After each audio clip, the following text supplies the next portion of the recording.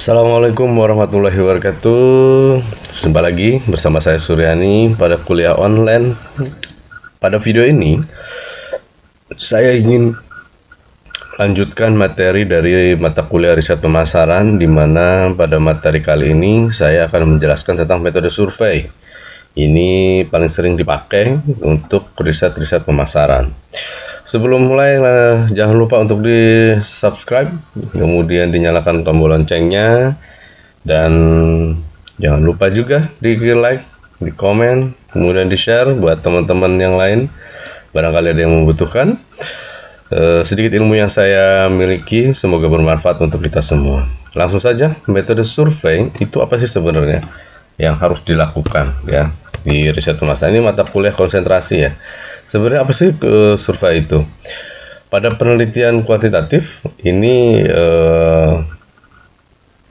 paling dibutuhkan ya ketika kita melakukan penelitian yang sifatnya angka. Maka pengukuran sikap itu digunakan untuk mengetahui ya respon dari para konsumen. Biasanya kalau di pemasaran ini berasal dari paradigma positivis atau post positivis. Ini adalah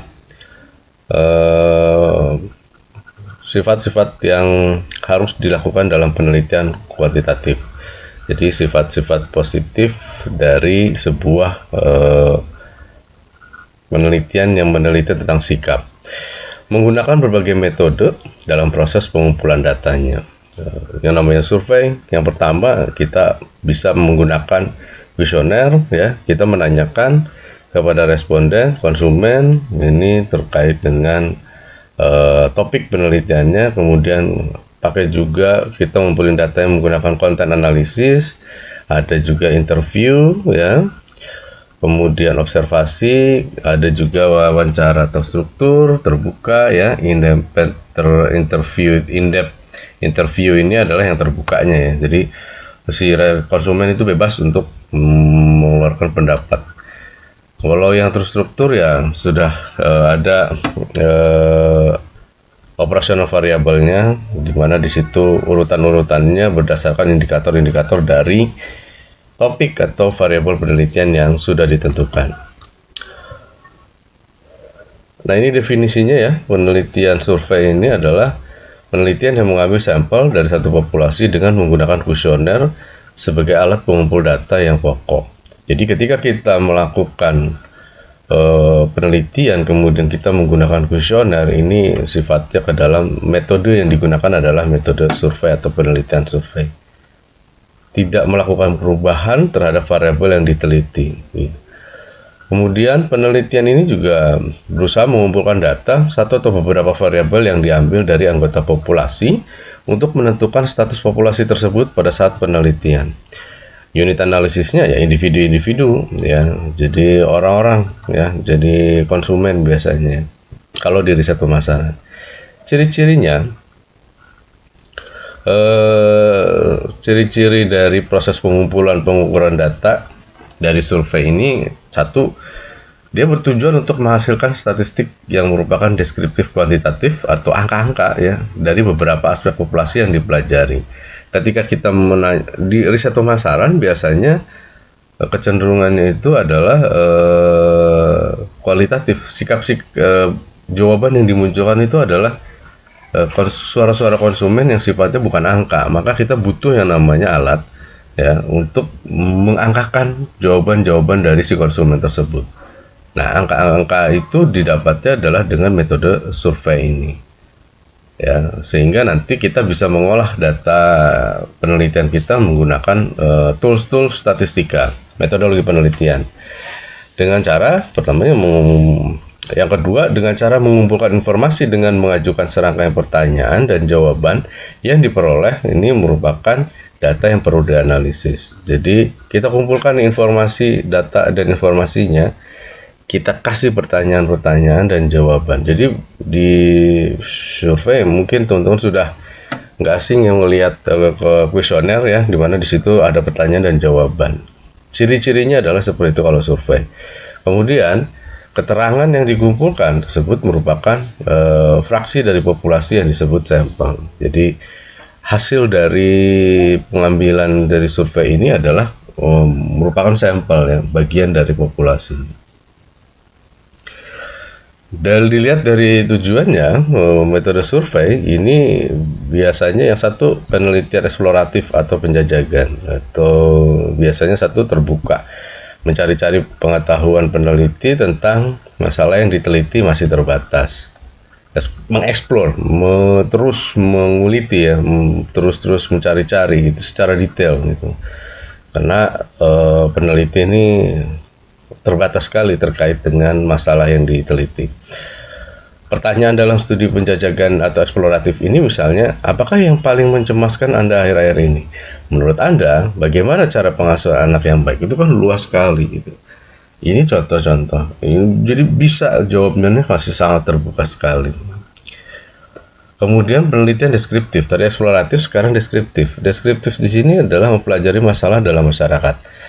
Kemudian tata cara yang berlaku dalam masyarakat, serta situasi-situasi, sikap, pandangan, proses yang sedang berlangsung, pengukuran yang cermat terhadap fenomena sosial dan pengaruhnya. Ini adalah mempelajari masalah-masalah yang muncul di masyarakat, pada individu, pada orang-orang. Peneliti mengembangkan konsep, menghimpun fakta, tapi tidak menguji hipotesis. Kalau deskriptif itu tidak menguji hipotesis. Ciri khas dari deskriptif adalah dia tidak menguji hipotesis. Harus diperhatikan. Jadi ketika kita melakukan penelitian kemudian kita tidak menguji hipotesis, itu namanya penelitian deskriptif. Tapi kalau misalkan eksploratif biasanya sampai menguji hipotesis gitu. Apa? Menjawab pertanyaan gitu. Kemudian ada penelitian evaluasi. Penelitian evaluasi ini mencari jawaban tentang pencapaian tujuan yang digariskan sebelumnya. Evaluasi di sini biasanya mencakup formasi, melihat dan meneliti pelaksanaan program, mencari umpan balik untuk perbaikan pelaksanaan, maupun sumatif. Ini biasanya dilakukan di akhir program gitu, kayak evaluasi juga sih sebenarnya. Tapi di akhir. Kalau formatif ini pada saat memperbaiki pelaksanaan programnya. Tapi kalau yang sumatif itu di akhir, pencapaian programnya seperti apa, itu mengevaluasi. Kemudian ada namanya penelitian eksplanasi, penjelasan eksplanatif ya, menggunakan data yang sama menjelaskan hubungan kausal ya. Jadi ingat-ingat, kalau penelitian yang menjelaskan hubungan kausal, si A mengakibatkan B, B diakibatkan oleh A, itu kan sebuah hubungan kausalitas ya. Ini namanya penelitian eksplanasi, menjelaskan hubungan kausal antar variabel melalui pengujian hipotesis.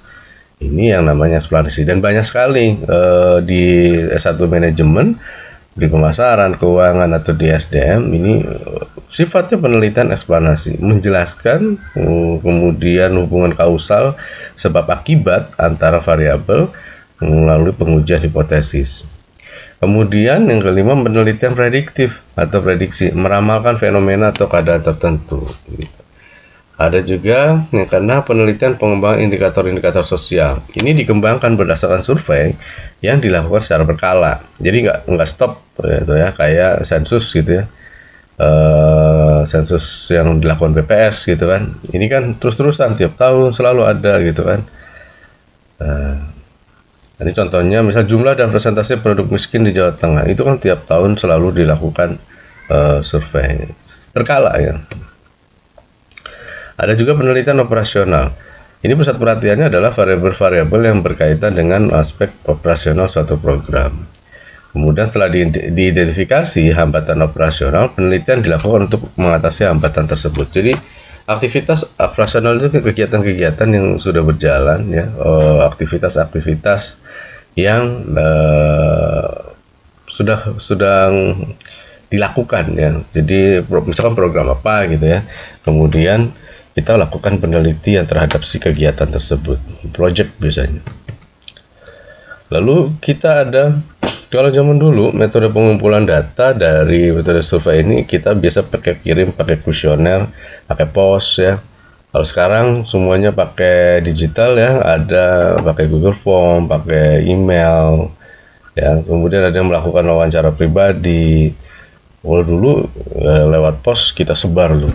Kemudian kita juga bisa lewat telepon ya, by phone ya. Kemudian kalau sekarang semuanya serba ada banyak sekali ya aplikasi-aplikasi yang sifatnya untuk melakukan survei ya, banyak sekali.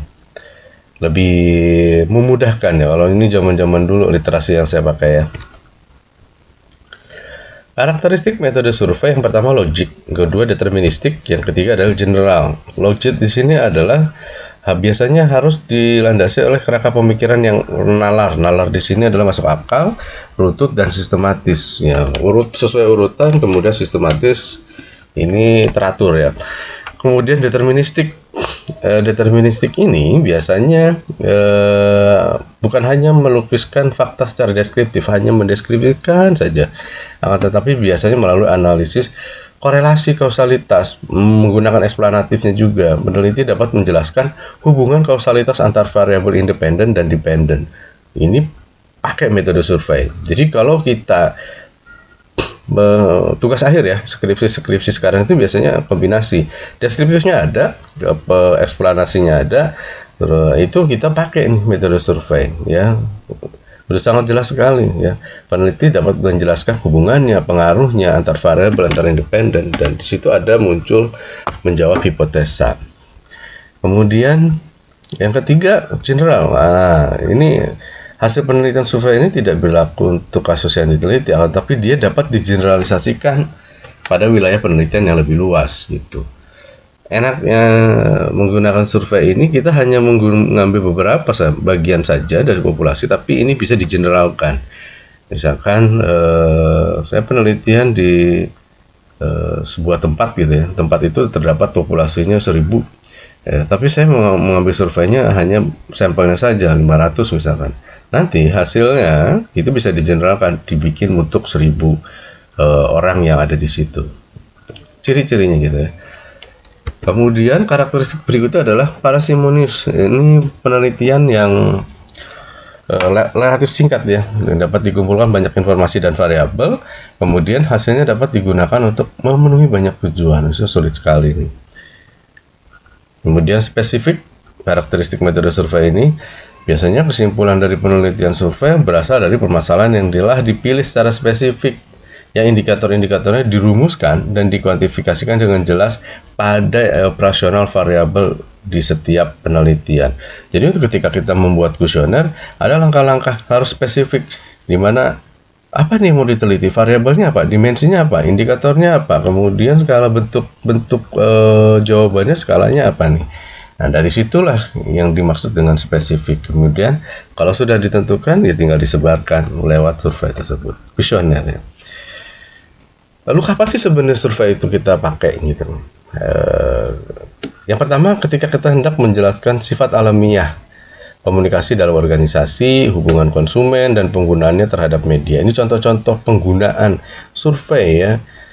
Jadi kita pengen menggali ya, mendapatkan data dan informasi yang sifatnya alamiah yang muncul dalam konsumen ya. Kalau dari ini kan mata kuliah riset pemasaran, saya fokus ke konsumen ya, dan penggunanya terhadap, contoh ini ya, hubungan konsumen dan penggunaannya terhadap media use dan karakteristik produser media massa. Ini tahun 91 Frey et al. Penelitian ini adalah penggunaan survei dilakukan dulu pertama kali ya, 91 tahun halaman 180. Nah, yang kedua, ketika kita hendak melakukan generalisasi, seperti yang tadi saya sampaikan, ketika kita hendak mengeneralisasi, misalkan bagaimana kebiasaan masyarakat Jogja ketika mengkonsumsi media gitu. Lah kan masyarakat Jogja banyak banget gitu kan. Kita bisa gunakan survei itu kepada beberapa sampel, kemudian kita bisa generalisasi untuk masyarakat Jogjanya. Kemudian kita juga bisa, ketika kita pakai survei ini, ketika kita menggambarkan karakteristik kasus, misalkan kita mau menggambarkan bagaimana sih suatu kelompok masyarakat menggunakan media, tanggapan masyarakat terhadap tayangan kekerasan di televisi, apakah seluruh masyarakat kita lakukan penelitian? Enggak ya. Fungsinya survei itu seperti itu, kita bisa pakai survei gitu kan untuk mengeneralisasi seluruhan gitu dan lain-lain. Kemudian kita juga bisa pakai ketika kita hendak melihat sebuah gejala atau fenomena, ya. Ya, contoh kita hendak melihat bagaimana tren kelas menengah di Indonesia dalam menggunakan media, membandingkan suatu kelompok kelas sosial ekonomi masyarakat dalam menggunakan media. Survei bisa digunakan. Kemudian kita bisa pakai survei ini ketika hendak melihat hubungan-hubungan antar variabel. Contoh, intensitas penonton tayangan berbau kekerasan dengan tingkat agresivitas anak. Apakah bisa dilakukan penelitian menggunakan survei? Bisa, ya. Menonton sebagai variabel independen dan perilaku agresivitasnya sebagai dependennya. Sekarang kita langsung merancang penelitian dengan survei. Yang pertama, kita harus merumuskan pertanyaan penelitian, ya. Ini tidak hanya menentukan metode, tetapi juga informasi atau data yang hendak dicari. Misal, penelitian ini hendak melihat bagaimana kebiasaan mahasiswa di Jogja dalam menggunakan media. Jenis informasi atau hiburan apa yang digemari, kemudian kapan waktu yang paling sering mereka gunakan untuk mengakses media sosial, media cetak, media televisi, elektronik, gitu kan. Ini kita rumuskan dulu, gitu. Pertanyaan-pertanyaan pastinya. Kemudian hipotesisnya. Rumuskan hipotesisnya. Namun ini tidak selalu mutlak ada, karena di deskriptif itu tidak perlu hipotesis, ya. Seperti disampaikan di awal bahwa ciri-ciri yang penelitian deskriptif tidak perlu hipotesis, tetapi penelitian-penelitian yang berusaha mencari hubungan harus merumuskan suatu hipotesis, hubungan, pengaruh, ya, kausalitas, gitu.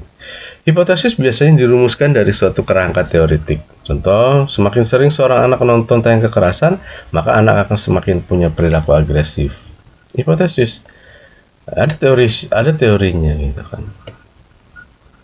Hipotesis tidak selalu dapat dibuktikan. Betul. Bisa jadi hipotesisnya bias, gitu kan. Tidak terjadi, gitu. Jadi jangan selalu berpaku bahwa hipotesis diterima, gitu kan, nggak perlu, ya. Kalau memang nggak diterima atau tidak bisa dibuktikan, ya nggak apa-apa.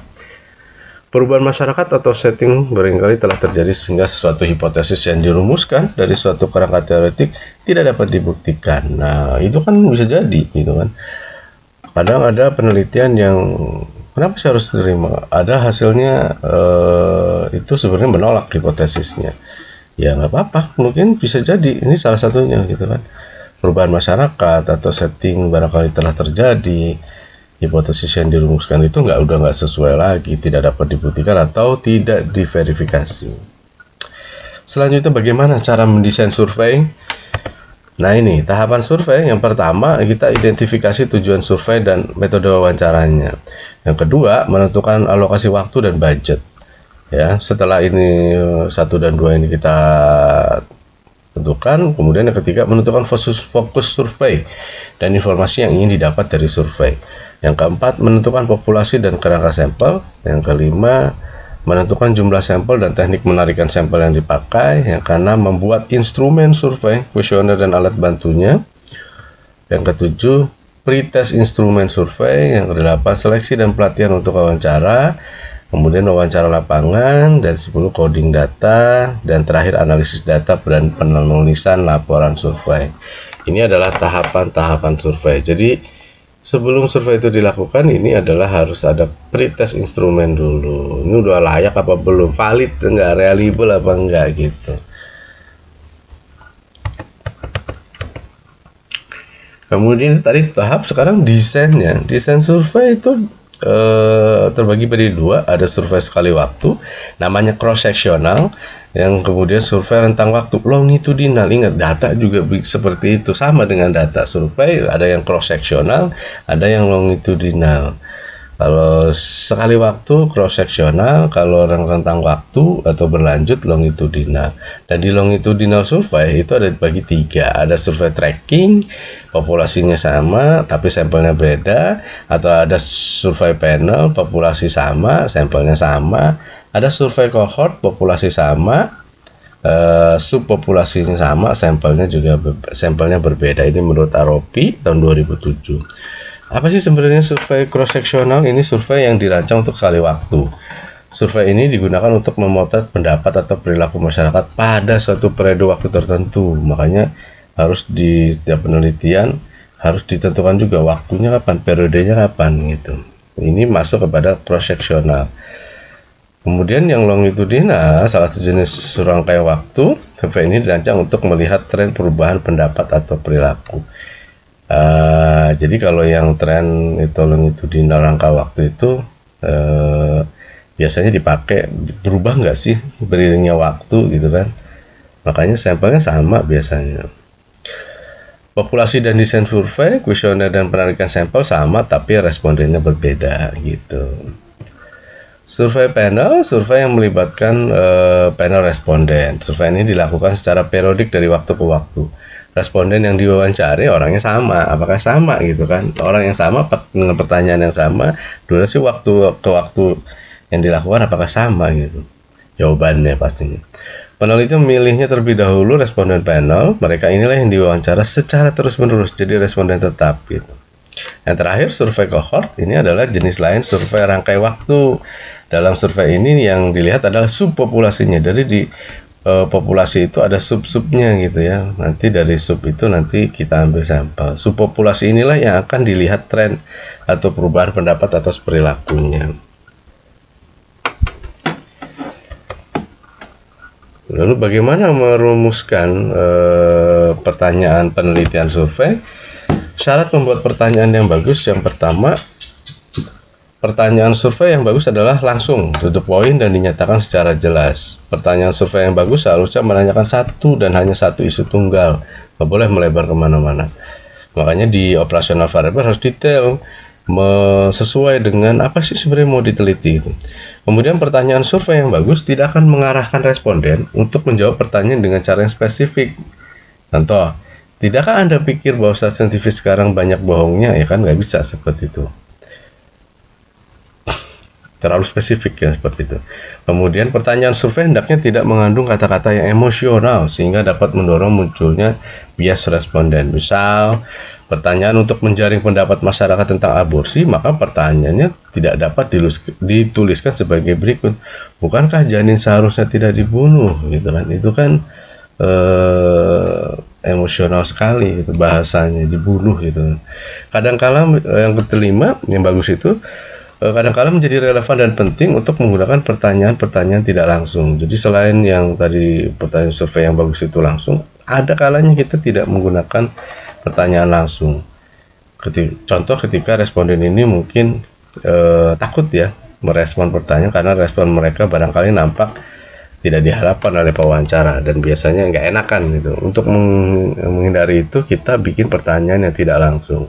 Pertanyaan tidak langsung ini ya mirip-mirip atau menyerupai gitu. Ini contoh-contoh pertanyaan ya. Kapan biasanya Anda membaca koran? Jawabannya boleh lebih dari satu. Pagi, siang, petang, malam, sebutin jamnya. Itu titik-titik. Nah, kalau pagi jamnya berapa Pak? Gitu. Jadi lebih kuesioner lebih banyak pilihan gitu.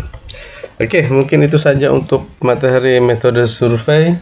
Semoga bermanfaat. Mohon maaf masih banyak kesalahan dan kekurangan. Kita masih sama-sama belajar. Terima kasih. Saya Iri. Wassalamualaikum warahmatullahi wabarakatuh.